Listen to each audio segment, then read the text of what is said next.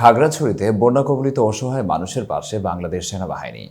বন্যায় খাগড়াছড়ির বিপন্ন মানুষের সাহায্যে নিরলসভাবে কাজ করে যাচ্ছে বাংলাদেশ সেনাবাহিনী।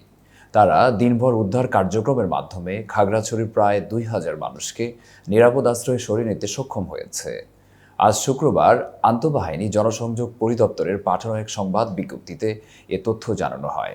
সংবাদ বিজ্ঞপ্তিতে বলা হয়, বন্যায় প্লাবিত হয়ে চরম বিপর্যয়ে পড়েছে খাগড়াছড়ি জেলার লক্ষাধিক বাসিন্দা। এরই মধ্যে চেঙ্গি, মাইনি, কাসালং নদীর পানি বিপদসীমার ২ থেকে ৬ ফুট অতিক্রম করার আশেপাশে এলাকা পানিতে নিমজ্জিত হয়েছে। বিপন্ন মানুষের সাহায্যার্থে নিরলসভাবে কাজ করে যাচ্ছে বাংলাদেশ সেনাবাহিনী। দিনভর উদ্ধার কার্যক্রমের মাধ্যমে প্রায় ২,০০০ খাগড়াছড়িবাসীকে নিরাপদ আশ্রয়ে সরিয়ে নিতে সক্ষম হয়েছে সেনাবাহিনী। সংবাদ বিজ্ঞপ্তিতে আরও বলা হয়, আশ্রয়কেন্দ্রগুলোয় অবস্থানরত অসহায় মানুষের রান্না করা খাবার দেওয়া হচ্ছে। পাশাপাশি প্রত্যন্ত অঞ্চলে শুকনো খাবার, মোমবাতি, দিয়াশলাই, স্যালাইন সহ প্রয়োজনীয় সামগ্রী পৌঁছে দেওয়া হচ্ছে।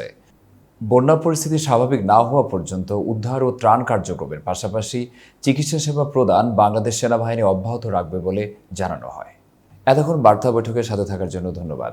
নতুন নতুন তথ্য ও সংবাদ পেতে বার্তা বৈঠকের ইউটিউব চ্যানেল ও ফেসবুক পেজের সাথেই থাকুন।